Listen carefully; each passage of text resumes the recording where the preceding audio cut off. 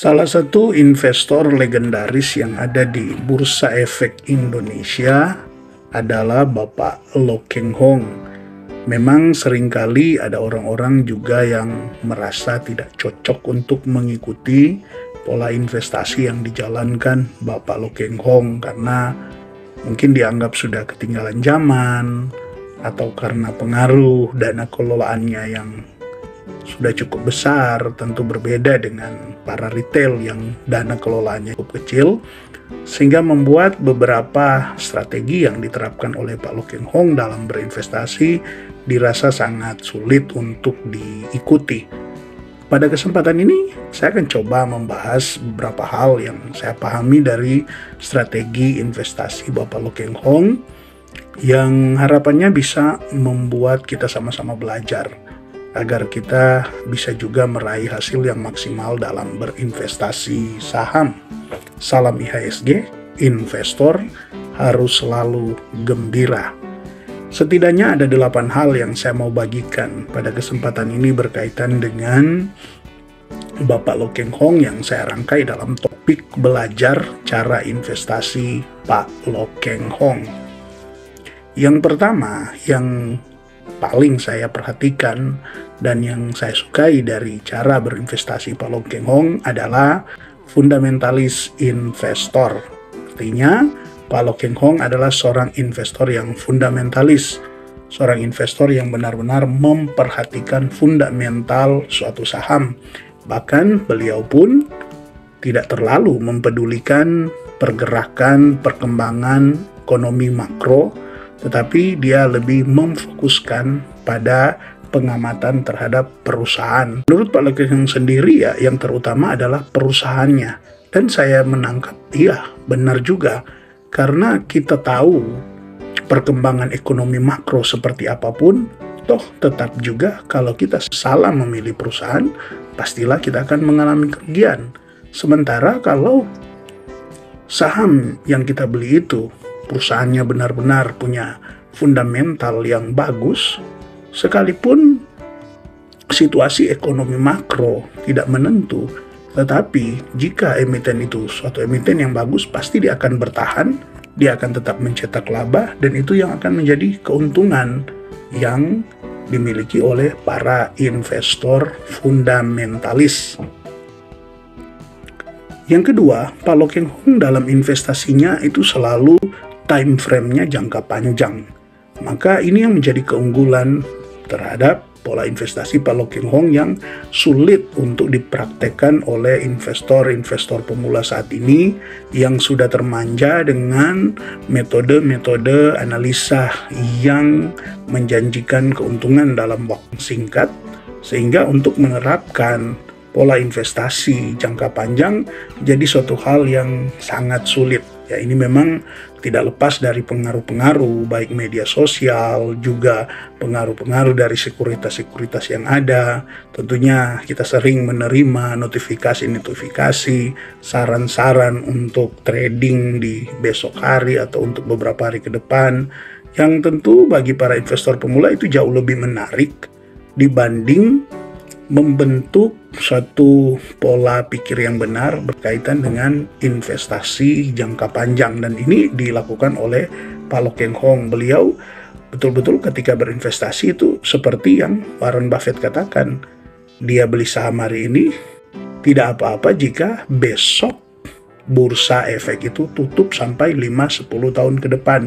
Artinya dia tidak bergantung pada hal-hal yang di luar dari perusahaan tersebut. Dia hanya membangun keyakinan terhadap perusahaan itu saja. Soal hal-hal yang lain, hal-hal yang dia tidak bisa kontrol seperti pergerakan ekonomi atau memanasnya situasi politik dan lain sebagainya, ya dia tidak bisa mengontrol itu, maka dia tidak menyibukkan diri dengan hal itu. Dia cuma yakin bahwa jika perusahaan yang dia pilih itu adalah perusahaan yang bagus, dia berinvestasi untuk jangka panjang, menunggu saat kinerja dari perusahaan tersebut diapresiasi lagi oleh market. Itu saja yang menjadi fokus utamanya. Dan yang ketiga, sederhana dalam berhitung. Untuk berhitung tentang perusahaan yang sedang diamati oleh Pak Lo Keng Hong, dia selalu menyampaikan bahwa yang pertama dia perhatikan itu adalah labanya. apakah perusahaan tersebut cetak laba atau tidak. Nah, ini yang dia perhatikan pertama-tama jika beliau lagi screening saham. Dan ketika labanya sudah dipastikan bahwa dia cetak laba yang bagus, ditambah dengan 2 matriks utama dalam rasio mencari harga wajar, price to book value dan price earning ratio, yang kalau price to book value ya katakanlah di bawah 0,7 itu sudah sangat menarik, ditambah dengan PER yang di bawah PER-nya 7 bawah, itu memang jadi suatu hal yang menarik yang selalu diamati oleh Pak Loh Keng Hong. Makanya dia dalam perhitungannya benar-benar sederhana. Bahkan beliau sendiri mengatakan ya ada orang yang sengaja membuat perhitungan untuk mencari saham murah itu susah karena ya supaya mahal dibayarnya, seperti itu ya, karena terlalu ribet, dan ketika orang mau belajar ya menurut versi beliau ya supaya bayarnya mahal. Tentu untuk pola seperti Pak Loh Keng Hong kan semua orang itu bisa tiru ya, yang penting bisa baca, bisa hitung, itu sebenarnya bisa tiru. Makanya memang beliau sangat sederhana dalam berhitung. Yang pasti dia lihat saja dari situ, price earning ratio dan price to book value-nya sudah menarik, perusahaan tersebut selalu cetak laba, dan dia punya aset yang cukup besar. Untuk sekarang ini dengan investasi Pak Loh Keng Hong yang sangat besar ya, tentu dia juga mencari saham-saham yang punya aset yang cukup besar. Sedangkan yang keempat, selalu beliau itu berinvestasi dengan mengamankan modal. Maka beliau tidak sembarang dalam memilih saham, betul-betul menganalisa, betul-betul memperhatikan apakah saham yang dia beli ini aman modalnya atau tidak. Makanya ketika pun ditawari dengan saham-saham yang menurut beliau tidak jelas ya, beliau tidak akan membeli. Dan terkadang juga ketika beliau membeli, bagi sebagian orang, apalagi untuk investor-investor pemula sekarang ini, rasa cukup aneh juga dengan pola pembelian Pak Loh Keng Hong. Padahal intinya bagi beliau adalah aman. Jadi kalaupun cara berinvestasi yang seperti ini ya, tentu seperti beliau selalu katakan, dia selalu mengadopsi cara berinvestasi dari Warren Buffett. Ya memang Warren Buffett pun demikian. Kalaupun bertahun-tahun memang dia tidak dapat saham yang menjanjikan keuntungan yang cukup besar bagi investasinya, ya dia tidak akan membeli saham. Nah, itu yang menjadi suatu hal yang bagus. Ini merupakan langkah yang tepat dalam mengamankan modal. Tentu ini sangat bertentangan dengan investor-investor pemula yang ya kalau boleh setiap hari jual beli saham aktif ya.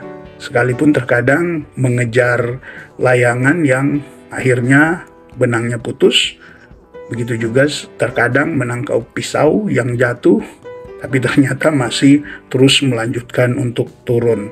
Nah, ini yang harus kita perhatikan juga. Usahakan untuk amankan modal dengan membeli saham-saham yang resikonya kecil dengan potensi yang besar. Sehingga Pak Loh Keng Hong sering bilang, sebenarnya saham itu low risk, high return. Karena apa?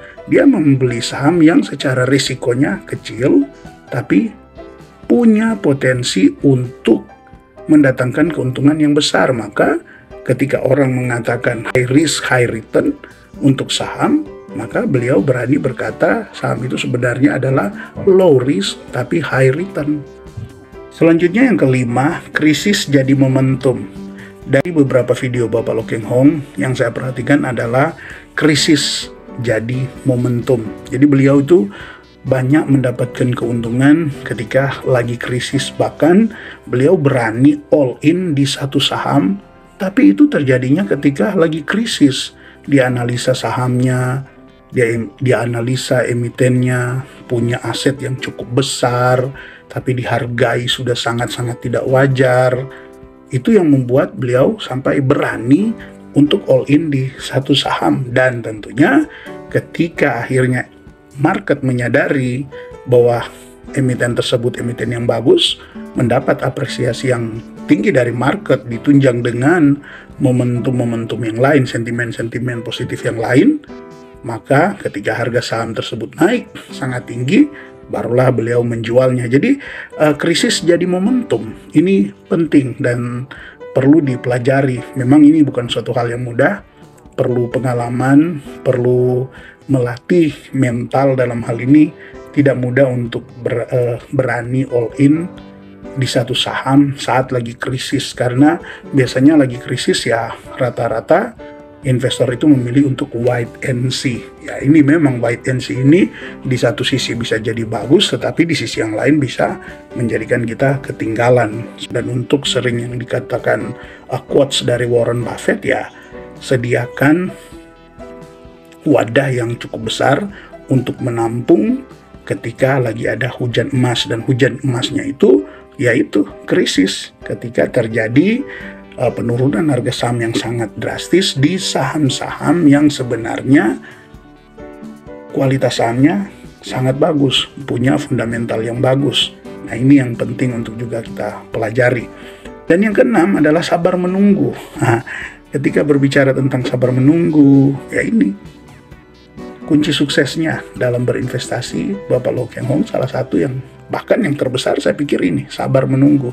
Dan untuk bisa sabar menunggu ini, ya ini memang juga perlu latihan, perlu pengalaman, perlu yang namanya memperhatikan banyak hal, perlu untuk tidak mudah terpengaruh dengan informasi-informasi berita yang ada, perlu untuk tidak terpengaruh dengan rekomendasi-rekomendasi yang ada, tapi hanya benar-benar fokus pada analisa saham pilihannya. Jadi memang ya fokus aja dengan saham, dan kemudian ketika membeli ya sabar saja menunggu. Sabar menunggu sekalipun situasi masih kurang membaik. Tapi karena seperti dari awal selalu memilih dengan amankan modal dulu, membeli saham-saham yang ya sekalipun dia masih bisa koreksi tetapi tingkat keamanannya tinggi. Nah, ini yang membuat akhirnya Pak Low Keng Hong tetap sabar menunggu.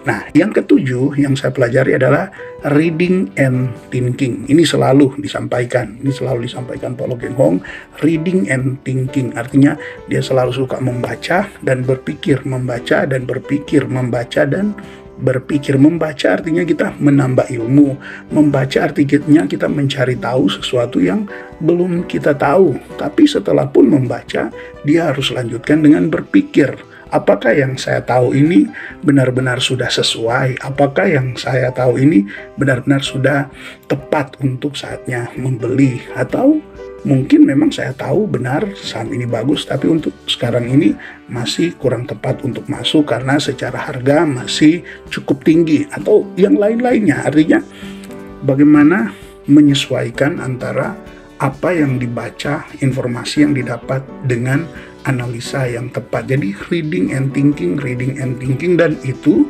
bukan sekali saja dilakukan tetapi berulang-ulang kali dilakukan sehingga menjadi kebiasaan, sehingga dalam membeli saham itu insting untuk menemukan saham-saham yang bagus itu sudah terbentuk, insting untuk menemukan momentum-momentum yang bagus itu sudah terbentuk, termasuk di dalamnya mental yang kokoh saat menghadapi krisis itu juga sudah terbentuk. Dan terbentuknya melalui ini, salah satunya yaitu melalui reading and thinking. Dengan apa yang dia baca, informasi-informasi yang terpercaya, sehingga itu yang dia kelola di dalam pikirannya dan menjadikan itu sebagai alasan untuk dia tetap yakin dengan keputusan yang diambilnya. Dan yang kedelapan, yang seringkali banyak diabaikan oleh investor, yaitu cara hidup sederhana. Banyak orang mungkin hanya berpikir bahwa ya investasi itu kan tentang bagaimana kita menanamkan modal saja. Nah, ada kaitannya dengan cara hidup? Tentu tidak. Cara hidup sangat berkaitan erat dengan perjalanan investasi seseorang. Semakin bagus cara hidup seseorang, dia juga akan semakin bagus di dalam berinvestasi. Contoh, ketika seorang itu adalah seorang yang tidak bijak dalam mengelola keuangan karena sering menghambur-hamburkan uang dalam pergaulan dan lain sebagainya, ya tentu itu akan berdampak pada modal investasinya. Oke, dia bagus dalam memilih saham, dia punya pemahaman yang bagus, tapi kenyataannya modalnya terus tergerus karena dipakai untuk berhura-hura. Maka cara hidup yang sederhana itu menjadi suatu hal yang mendukung di dalam berinvestasi. Karena cara hidup yang sederhana ini juga akan melatih seorang investor itu akhirnya dalam berinvestasi itu tidak terlalu muluk-muluk, tidak terlalu mempersulit. Kembali lagi ke poin yang ketiga ya, sederhana dalam berhitung. Sehingga dia tidak terlalu menyibukkan dengan hal-hal lain, dia menjaga cara hidupnya tetap sederhana, cukup secukupnya saja. Dia butuh mobil, dia punya mobil, dia butuh rumah, dia punya rumah, dia butuh apalah, aset-aset yang lain ya dia punya, tetapi tidak berlebihan sehingga itu tidak mempengaruhi perjalanan investasinya. Ini yang harus juga diperhatikan dengan seksama agar supaya cara hidup kita tetap atur dengan baik untuk kita berinvestasi dalam jangka waktu yang panjang, kita bisa meraih hasil yang sesuai dengan yang kita harapkan ke depannya. Oke, sobat investor, mungkin itu saja dulu yang bisa dibagikan sekarang ini. Jika mungkin Anda punya pandangan-pandangan yang lain, silakan Anda tulis untuk melengkapi konten ini. Dan jika pun Anda punya kritik, silakan Anda tuliskan di kolom komentar. Tetap semangat investasi, salam IHSG Investor, harus selalu gembira.